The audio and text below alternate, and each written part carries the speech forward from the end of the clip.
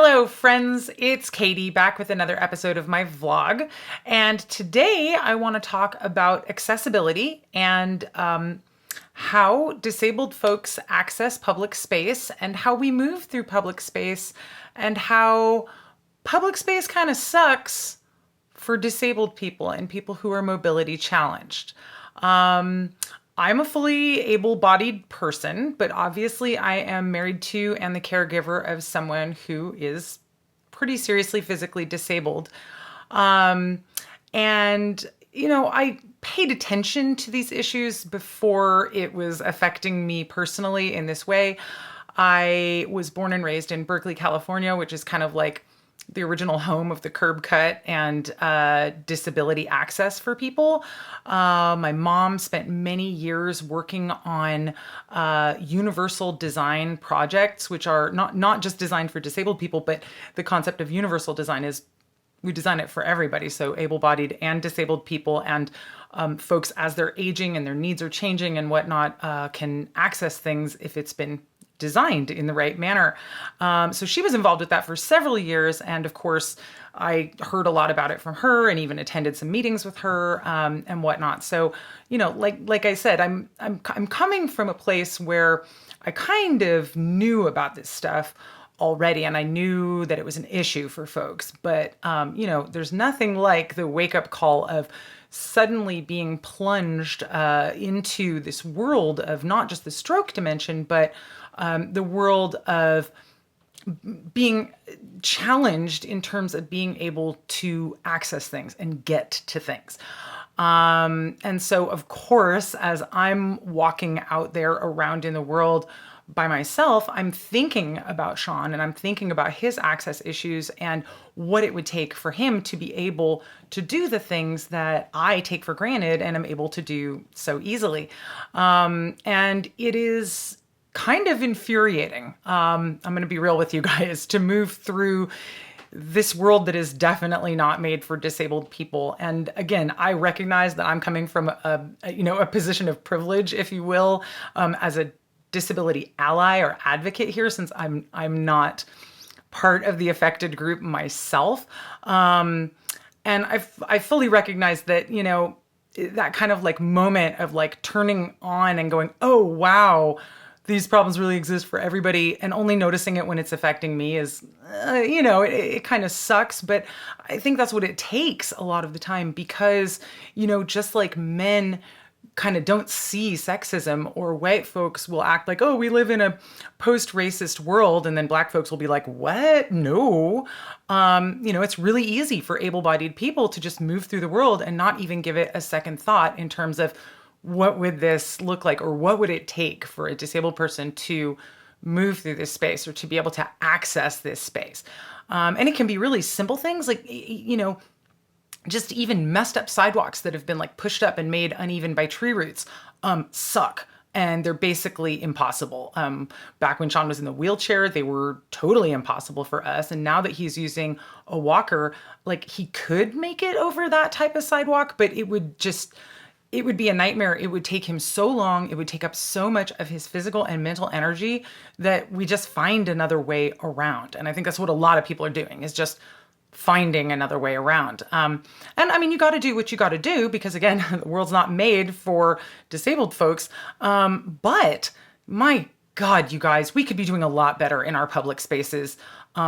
And making them accessible to everybody. And again, simple things like maintaining sidewalks, hell, having sidewalks. My neighborhood doesn't have sidewalks everywhere.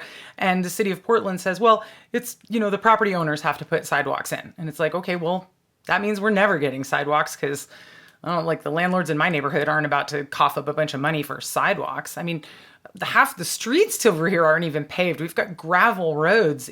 We live on a paved street, but like the next block over parallel to ours is gravel. I think in both directions, actually, which again is a nightmare if you have any type of mobility issues. Like you want flat, smooth, paved ground. And then even in the parts of the city where there is a sidewalk and it's a nice sidewalk and there's even curb cuts for you to be able to get off the sidewalk easily, little things like, I don't know if you guys have ever noticed, but when you approach a corner that has curb cuts, some of them have two curb cuts, one, like facing out and at a right angle from each other, so that when you go off the curb cut, you're directly in the crosswalk, perpendicular, ready to cross the street correctly. But a lot of corners, instead of having the two curb cuts out at the angles like that, they split the difference and they do one in the middle on the diagonal between the two different ways you might want to go off the curb. And those didn't used to bother me at all. And now, as someone who has pushed my husband around in a wheelchair for a while, those are frightening. You wind up coming off of the corner into the intersection. You're not in a crosswalk at all. And then you have to do some maneuvering while you're in the middle of the intersection just to get safely back into the crosswalk with those. So, I get it. Cities make that decision because obviously it's cheaper to install one diagonal curb cut than two different ones facing out in different directions. But for the user, the two facing out in different directions is so much easier to navigate and safer to navigate than the one. It seems like a no-brainer of a choice to me. There's also these older ones that we've encountered in some parts of the city where the entire corner just sort of slopes down into the street. And those ones are quite difficult to navigate, either with a wheelchair or with a walker, just because the slope is going and, basically sending you into the street, into traffic. And, with, especially with Sean's issues around mobility, part of it is physical, but a lot of it is mental. If something is making him feel unsure or unsafe or like it's a sketchy situation, he doesn't want to go there. And so even if something looks like, okay, well, someone could navigate through this space, but, how do they feel like when they're navigating through that space, right? Do they feel okay? Do they feel totally uncomfortable and on edge and like they're about to fall over into the street at any second? Well, I'd say that's not a good design if that's what the person is going through just to, cross a street. And that's just sidewalks and corners. I mean, there are so many other places where there's just not good disability access. And even if there is good disability access, it is done in this very circuitous way. And all of the access seems to be geared towards a hypothetical wheelchair user. And that's great for wheelchair users. And I, again, applaud the ADA and, these rules that make it so that businesses have to have ramps and have to have access points for people. But what we've found going out in the world is that the, accessible entrance to a building is oftentimes an incredibly long way to go. And Sean's in a position now where we don't actually use the wheelchair when we go out and about because he is able to walk short distances and he's able to do stairs, but it does exhaust him. And so for his needs, he needs the shortest distance between point A and point B with some reasonable accommodation, like handrails on the stairs or even stairs. That'll do it for him. But we've had experiences. One in particular was pretty frustrating. When we went to the Portland Art Museum, we pulled right up out front in front of their main door, parked in the disabled parking space, and then saw a sign on the front door that because of COVID, that entrance was closed. And could we please go around the side to the accessible entrance? And I said, okay, well, that's what we're doing. And so we had to walk from where we were parked around the side of the building. Sean proceeds to make a beeline for the stairs instead of taking the ramp, which is an even further trek around the side of the building. And a little old lady who's obviously mobility compromised herself, she has a walker, is sitting near the staircase, and she starts basically yelling at us that the ramp is over there, the ramp, go over there. And we keep thanking her for telling us about the ramp, but this is really what we need to use is these stairs instead. She really wanted us to use the ramp. But that would have taken all of Sean's energy to walk all the way over to where the end of the ramp was and then walk up the ramp, which a slope is actually more difficult for him than just well-constructed stairs. So anyhow, we make it up the stairs. We make it in the front, the accessible door of the building, and there's no one there. And we finally kind of hail a museum employee and they check us in to the, exhibit and everything. And they tell us where we need to go to get to the exhibit that we're there to see. So then we proceed to have to walk through the museum back to the point where we are now standing inside the door that we weren't allowed to come through. And we can see our parked car right outside of the glass door, which is locked because of COVID. At which point I go, oh my God, we could have just come through that door if we had asked somebody. And the museum person, who was very helpful and right there, was like, oh yeah, for sure, you can totally use that door. So lesson learned, I should go ahead and ask for special accommodation if we want to use a door, which seems like the logical door, right? And I get it. Everybody's disability is different, and we need to advocate for ourselves, and we need to ask for a way for Sean to get into the building that works for him. And we need to hope that building will have some form of accommodation, or, let us break the rules and come through a door we're not supposed to come through or whatever. But still, that puts a lot on us in terms of having to navigate that space, instead of something like, hey, if you need to get through this door, just ask someone. That could have been on the sign, And again, it's a pandemic, so I get it. Rules are different right now, but one of the things that the pandemic has caused is this spreading out of all lines and making even more of these kind of Disneyland-esque experiences when you come into a store and it's like you have to follow arrows and go this way and then that way and then this way and that way. Again, for Sean, that just doesn't work. He's going to use up all of his walking energy just trying to get into the place if he has to go zigging and zagging back and forth between all of these different kind of fences, which are trying to control the flow of traffic. And again, I get it. Pandemic, it's weird. But I feel like people could have done better with making things be accessible, or at least letting us know to ask. Again, I'm new at this. I don't know. Or another one that was kind of a bummer for us was we've been going out for these family lunches and we take a picnic to the park. And one day we got burritos and we were like, oh, let's go up on Mount Tabor because there's such a nice little picnic area up there and it's really close to the parking lot. So getting Sean from the car to the picnic tables really shouldn't be that big of a challenge. And we go to drive up Mount Tabor and I totally forgot, but the road to get up Mount Tabor is closed on Wednesdays.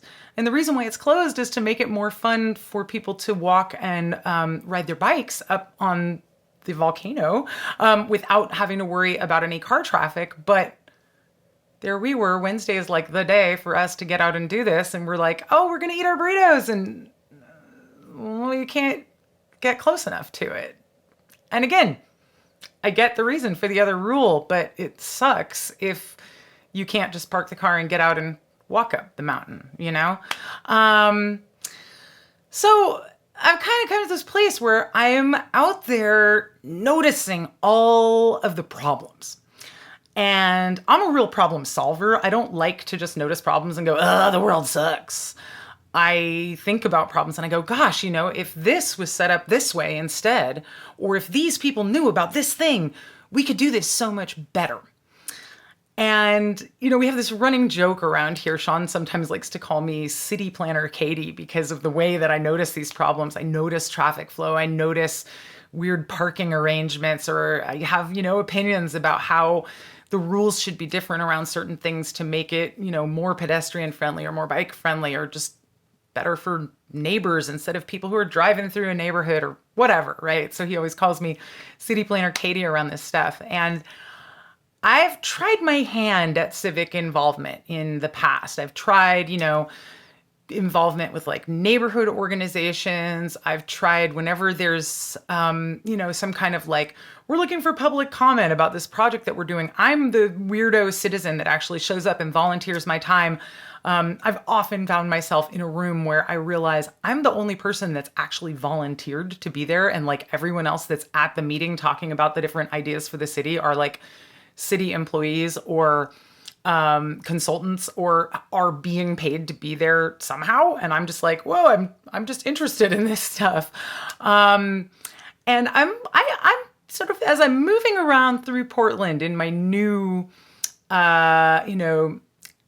disabled advocate or ally role, if you will, I'm wondering how I can add these things together to actually make a change.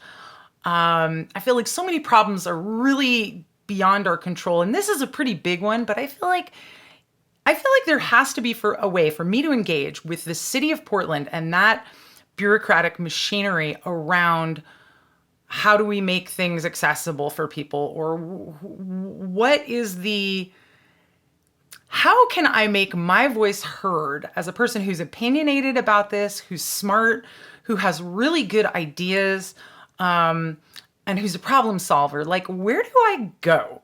Where do I, who do I put myself in front of to try to engage with the city around this and try to make a change, not just for Sean, but for all of the folks who have any level of mobility challenges that are stymied by stupid things in this city and things which could easily be corrected with just a little bit of thought and not that much money and made so much more accessible for so many more people.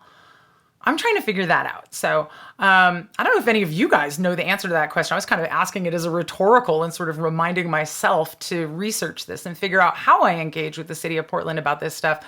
But I would love to hear if you guys know, if anybody is experienced with this type of work, or, has a name of a department of who I should contact or what. I don't want to just waste my energy kind of, flinging it off into the void and not get anything for it. But I'm fired up about this, and I've got a lot of really good energy that I want to use to make things better for folks. So I'm just going to leave this here, and just, again, put that out there for you guys. If you know any way that I could get involved, people are always saying, oh, well, the ADA exists and someone ought to do something when someone's blocking the sidewalk. And I'm like, okay, but like who and what? Like, who do I contact? Where's the number? Because I want to do something, right? Right. We got to do something about it. All right, you guys, thanks for listening. Again, if you have any ideas for me, please do let me know. I obviously feel very passionately about this, but I don't quite know where to focus my energy on this one. So I'm going to do some thinking about it. And I can feel something is brewing. I got to be able to use my like nosy neighbor energy to make the city do something. There's got to be something. All right. I am really going to wrap it up here. I am going to be back in a few more days with another episode of the Cinema Club Sunday Roundup, so stay tuned for that. In the meantime, take care out there, stay safe, and as usual, thank you so much for watching. I'll see you next time.